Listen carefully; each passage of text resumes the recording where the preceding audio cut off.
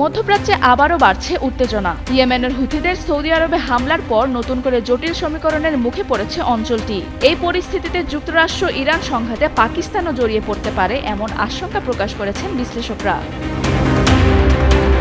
হুথিদের সাম্প্রতিক হামলার পর মধ্যপ্রাচ্যের নিরাপত্তা পরিস্থিতি নতুন মোড় নিয়েছে। বার্তা সংস্থা রয়টার্সের এক প্রতিবেদনে বলা হয়েছে, এই উত্তেজনা পাকিস্তানকে কঠিন কূটনৈতিক ও সামরিক সিদ্ধান্তের মুখে দাঁড় করাতে পারে। বিশ্লেষকদের মতে, ওয়াশিংটন ও তেহরানের মধ্যে মধ্যস্থতাকারী হিসেবে ভূমিকা রাখতে চাইলেও সৌদি আরবের সঙ্গে প্রতিরক্ষা চুক্তির কারণে ইসলামাবাদের অবস্থান এখন অনেক বেশি সংবেদনশীল।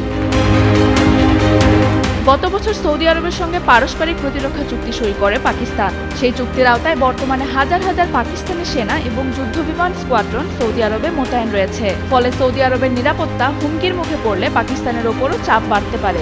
সুস্থ জীবন, সুন্দর পৃথিবী। প্রতিবেদনে বলা হয়, গত সোমবার হুথিদের নিয়ন্ত্রিত একটি বিমানবন্দরে সৌদি হামলার অভিযোগ তুলে পাল্টা ক্ষেপণাস্ত্র ছোড়ে হুথিরা। এতে 4 বছর ধরে কার্যকর থাকা যুদ্ধবিরতি লঙ্ঘিত হলেও সংঘাত এখনও সীমিত পর্যায়ে রয়েছে।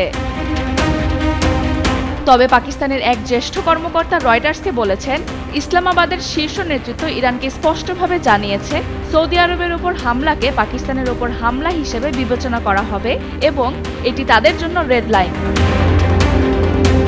নিরাপত্তা বিশ্লেষক মোহাম্মদ আমির রানা বলেন, পরিস্থিতি এত দ্রুত উত্তপ্ত হবে তা পাকিস্তান আগে থেকে ধারণা করতে পারেনি। অন্যদিকে পাকিস্তানের 2 কর্মকর্তা জানিয়েছেন, ইয়েমেন সীমান্ত সংলগ্ন সৌদি এলাকায় মোতায়েন পাকিস্তানি সেনাদের নিরাপত্তা নিয়েও উদ্বেগ তৈরি হয়েছে। এদিকে সংঘাত বাড়লে লোহিত সাগরের গুরুত্বপূর্ণ বাণিজ্য পথ এবং হরমুজ প্রণালীর নিরাপত্তা হুমকির মুখে পড়তে পারে। এতে জ্বালানি আমদানি নির্ভর পাকিস্তানের অর্থনীতিও বড় ধরনের চাপে পড়বে বলে মনে করছেন বিশ্লেষকরা। এমন পরিস্থিতিতে ইরানের অভ্যন্তরীণ রাজনৈতিক পরিবর্তনও নিবিড়ভাবে পর্যবেক্ষণ করছে ইসলামাবাদ। পাকিস্তানি কর্মকর্তাদের মতে, দেশটির বেসামরিক নেতৃত্ব এবং ইসলামিক রেভলিউশনারি গার্ড কর্পসের অবস্থানের মধ্যে পার্থক্য বাড়ছে, যা ভবিষ্যৎ সিদ্ধান্ত গ্রহণে প্রভাব ফেলতে পারে।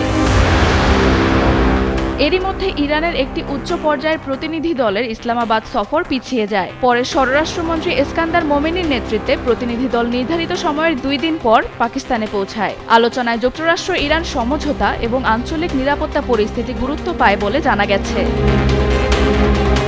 এদিকে পাকিস্তানের পররাষ্ট্র মন্ত্রণালয় সব পক্ষকে সর্বোচ্চ সংযম প্রদর্শন, সংলাপ এবং কূটনৈতিক সমাধানের আহ্বান জানিয়েছে। বিশ্লেষকদের মতে, আঞ্চলিক প্রভাব বাড়াতে পাকিস্তান মধ্যস্থতার চেষ্টা চালিয়ে যাবে। তবে পরিস্থিতি আরও অবনতি হলে সৌদি আরবের সঙ্গে প্রতিরক্ষা চুক্তির কারণে ইসলামাবাদকে শেষ পর্যন্ত কঠিন সিদ্ধান্ত নিতেই হতে পারে। মধ্যপ্রাচ্যের এই সংকট কোন দিকে মোড় নেয় আর পাকিস্তান শেষ পর্যন্ত কী অবস্থান নেয়, সেদিকেই এখন নজর আন্তর্জাতিক মহলের।